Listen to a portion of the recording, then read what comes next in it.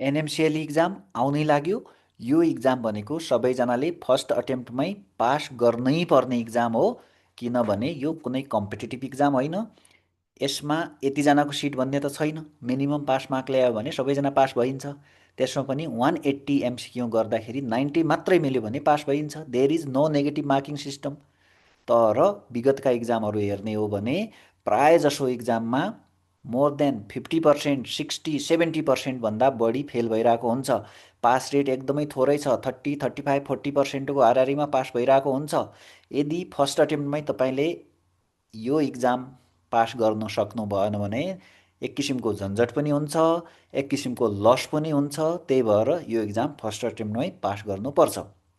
तर समस्या के छ भने प्राय जसो इन्टर्नसिपमै यो इक्जाम पर्छ, किनभने 6 महिनाको इन्टर्नसिप कम्प्लिट गरेपछि यो दिन पाइन्छ। वर्षमा 3 पटक हुन्छ। त्यही भएर इन्टर्नसिपमै कटाउने इक्जाम भएको भएर पढ्ने टाइम चाहिँ धेरैलाई हुँदैन। अब यो इक्जामलाई सजिलोको लागि, एनएमसिएलईलाई एकदमै सजिलो बनाउनको लागि हामी यसलाई पुरै डिजिटलाइज बनाउँदैछौँ। भन्नाले कुनै बुक पनि नचाहिने, कुनै क्लास पनि जोइन गर्न नपर्ने, त्यो हिसाबले कन्टेन्ट रेडी गर्दैछौँ। मोबाइलमा पुरै कन्टेन्ट चाहिँ पढ्न मिल्ने गरी इन्टर्नसिप गर्दा गर्दै, ड्युटी गर्दा गर्दै, पेसेन्ट हेर्दा हेर्दै, खाजा खाँदा खाँदै अनि त्यसरी पढ्न मिल्ने गरी कन्टेन्ट रेडी गर्दैछौँ। अहिले चाहिँ यो आउनै लागेको इक्जामको लागि सजिलो होस् भनेर यो कन्टेन्ट बनाएका छौँ। तपाईँहरूले यो हेरिसकेपछि फिडब्याक चाहिँ दिनुहोला, तल कमेन्ट बक्समा लेख्नुहोला। तपाईँको फिडब्याक अनुसार यसलाई चाहिँ इम्प्रुभ गर्नेछौँ, अथवा तपाईँको फिडब्याक कस्तो आउँछ त्यो अनुसार के गर्नुपर्छ हामी गर्नेछौँ। अब जुन अहिले आउँदै गरेको इक्जाम छ, त्यो इक्जाम पास गर्नको लागि सबभन्दा राम्रो भनेको सिएसक्यूबाट जानुपर्छ।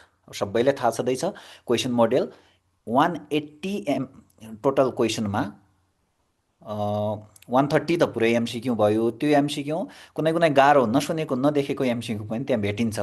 त्यो जम्मै चाहिँ मिलाउन सकिँदैन। तर यो सिएसक्यू भनेको चाहिँ मेजर सब्जेक्टबाट, मेजर टपिकबाट आउँछ कि। त्यही भएर यो सिएसक्यू थ्रु तपाईँले जानुभयो भने यसबाट धेरैवटा क्वेसन पनि, एमसिक्यू क्वेसन पनि कभर हुन्छ, सिएसक्यूको पनि कभर हुन्छ। अब टोटल 130मा 130 नै तपाईँले नजानेको क्वेसन आउने त होइन। त्यहाँ 5 वर्ष पढेको हो, अनि त्यहाँबाट धेरै क्वेसन त सजिलै आउँछ। त्यही भएर एमसिक्यूमा धेरै चिन्ता लिनु पर्दैन, सिएसक्यू राम्रो गर्नुपर्छ। अलिकति इफोर्ट लाउनुभयो भने यो सिएसक्यू चाहिँ 50मा 50 नै मिल्छ। अनि यो 50मा 50 नै मिलाउनु भयो भने अनि उताबाट त कति आउँछ, कति चाहियो तपाईँलाई? 40 मात्रै चाहियो। 130मा 40 त केही नपढे पनि आउँछ। त्यस्तो हो। अब सिएसक्यूमा प्राय फार्माको पार्ट चाहिँ अलि कहिलेकाहीँ गाह्रो क्वेसन आयो भने त्यो चाहिँ मिलाउन गाह्रो पर्छ। अरू यो मेजर सब्जेक्ट त इन्टर्नसिपमा प्र्याक्टिस गरेकै सब्जेक्ट हो। त्यही भएर यसबाट कमन टपिक नै आइरहेको हुन्छ। गत वर्षको कुरा गर्ने हो भने एउटा डेङ्गु हेमोरेजिक फिभरको केस थियो, एउटा चाहिँ इस्केमिक स्ट्रोकको थियो।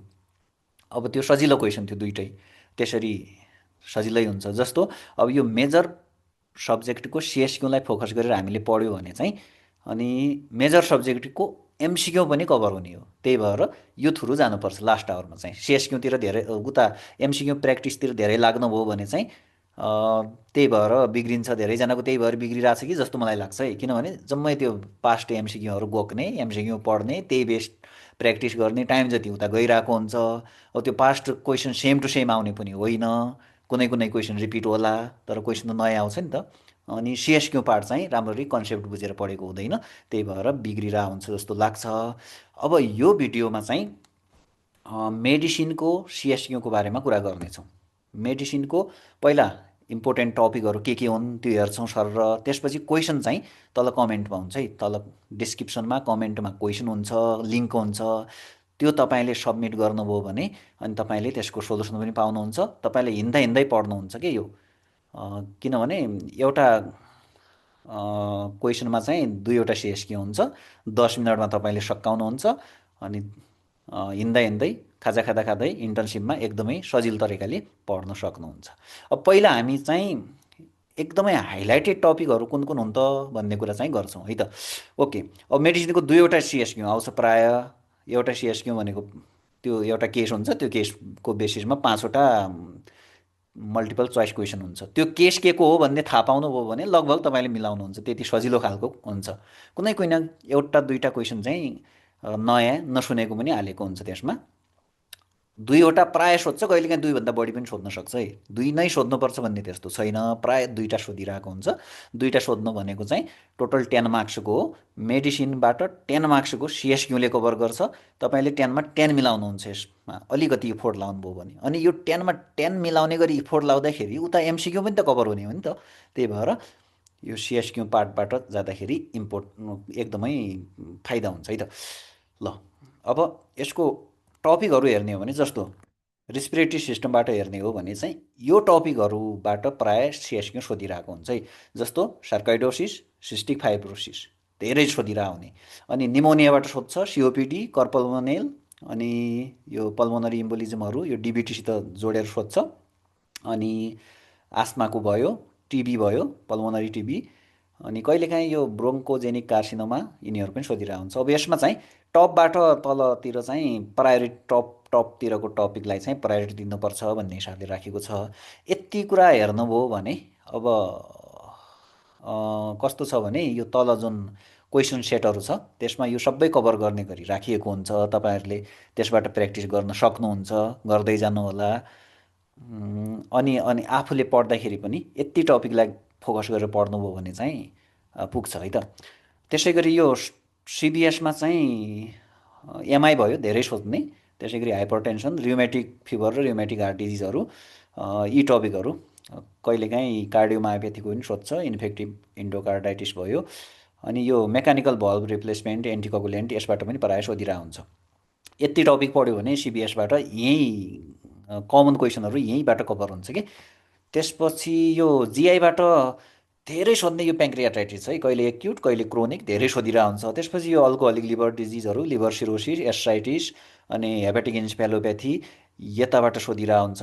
त्यसपछि यो अरू अरू डिजिज छन्। यो विल्सन डिजिज त प्रायः पेडिया रिलेटेड हो, कहिलेकाहीँ यसमा नि आउनसक्छ भन्ने हिसाबले प्रायः पेडियामा सोध्छ यसबाट। त्यसै गरी यो ब्लड एन्ड लिम्फो रेटिकुलर भनेर यसमा यो मल्टिपल माइलोमामा यहाँ राखिएको छ। यो कहिलेकाहीँ अर्थमा पनि पर्छ है। मल्टिपल माइलोमा धेरै सोध्ने टपिकमा पर्छ। त्यसै गरी एनिमिया, ल्युकेमियामा यसमा सिएमएल बढी सोधिरहेको हुन्छ। सिकल सेल एनिमिया र थ्यालेसिमिया धेरै सोधिरहेको हुन्छ। यी टपिकहरू भए। त्यसपछि न्युरोलोजिकलमा चाहिँ यो जिबिएस धेरै सोध्ने। अनि स्ट्रोक भयो, माइस्थेनिया भयो, मेनिन्जाइटिस, पार्किन्सन, यिनीहरू सोधिरहेको हुन्छ यसबाट। अर्को यो डिएमडी त त्यति सोध्दैन मेडिसिनमा, त्यो पेडियामा बढी फोकस हुन्छ। यो बेकर्स चाहिँ सोधिरहेको हुन्छ, त्यही भएर यो एकदमै सोध्ने टपिकमा पर्छ। यो चाहिँ अलि विचार गर्नुपर्छ है, बेकर्स मस्कुलर डिस्ट्रोफी चाहिँ। इन्डोक्राइनतिर डायबिटिज एकदमै कमन हो, यसमा डिकेको धेरै सोधिरहेको हुन्छ। अनि थाइरोइड डिसअर्डर, हाइपो हाइपर दुइटै एकदमै एकदमै सोध्नेमा। यसको मेडिसिनसम्म पनि कुन मेडिसिन युज हुन्छ त्यसको भनेर फार्मा रिलेटेड पनि यसमै मेडिसिनमै पर्छ। कुसिङ सिन्ड्रोम, एडिसन सोध्न सक्छ। अनि त्यसै गरी डायबिटिज इन्सिपिडसम्म यति कुराहरू चाहिँ हेर्नुपर्छ यसबाट। रिउमेटोको एसएलई धेरै कमन क्वेसन हो। अनि त्यसै गरी रिउमेटोइड आर्थराइटिस पनि सोध्छ कहिलेकाहीँ। गाउटहरू, ओस्टियो चाहिँ यो अर्थोसित पनि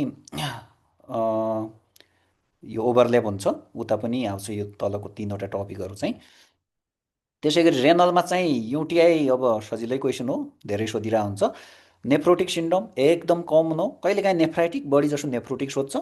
हाइ यो त्यसपछि एटिएन अनि एकेआई सिकेडी यिनीहरू पनि कमन टपिक। यति पढ्यो भने रेनल सिस्टम कभर हुन्छ। त्यसपछि इन्फेक्सियसमा चाहिँ डेङ्गी, गत वर्ष पनि डेङ्गी सोधेको थियो। प्रायः अब धेरै सेट हुन्छ, हरेक वर्ष सोधिरहेको छ भन्दा पनि हुन्छ। अनि एचआइभी एड्स एकदम सोध्छ है। इन्टेरिक फिभर, मलेरिया, कालाजार यो चाहिँ सोध्न सक्छ। कालाजार त्यति सोधेको छैन, मलेरिया एक दुई पटक सोधेको छ। अनि यो माथिको एचआइभी एड्स र डेङ्गी चाहिँ सबैभन्दा बढी सोध्छ। त्यसपछि इमर्जेन्सीमा यो पोइजनिङहरू, ओपी र पिसिएम धेरै कमन हो। अनि त्यसपछि इमर्जेन्सीमा सोध्ने भनेको टेन्सन न्युमोथोराक्स, उता रेस्पियम पनि पऱ्यो, इमर्जेन्सीमा पनि पऱ्यो, स्टाटस एपिलेप्टिकस भयो। अनि यो एक्युट एक्जाजर्बेसन अफ आस्मा र सिओपिडी यो पनि पऱ्यो, कहिलेकाहीँ कोमाको केसहरू, यसरी यी टपिकहरूबाट कभर हुन्छ। यी टपिकहरूकै बेसिसमा केस बेस्ड क्वेसन बनाएर तल कमेन्ट बक्समा चाहिँ लिङ्क छ। अब त्यो लिङ्कमा तपाईँले प्र्याक्टिस गर्न सक्नुहुन्छ। अनि त्यो प्र्याक्टिस गरिसकेपछि तपाईँले फिडब्याक चाहिँ कमेन्ट बक्समा लेख्नुहोला।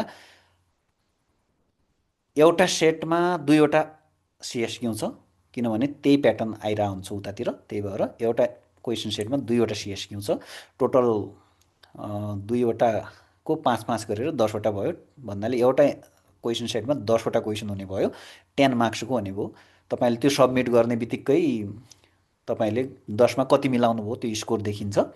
त्यसपछि सबमिट गरेपछि त्यो क्वेसन त जस्ताको त्यस्तै थाहा पाइहाल्नुहुन्छ। अनि त्यसको रेसनल सोल्युसन हुन्छ कि सबमिट गर्ने बित्तिकै तपाईँले सोल्युसन पाउनुहुन्छ। त्यो सोल्युसन सर रिभिजन गर्नुभयो भने कति नै लाग्छ, 4-5 मिनटमा रिभिजन सक्नुहुन्छ। भन्नाले एक सेट 15 मिनटमा सकाउनुहुन्छ कि 15 मिनटमा सकाउनुहुन्छ।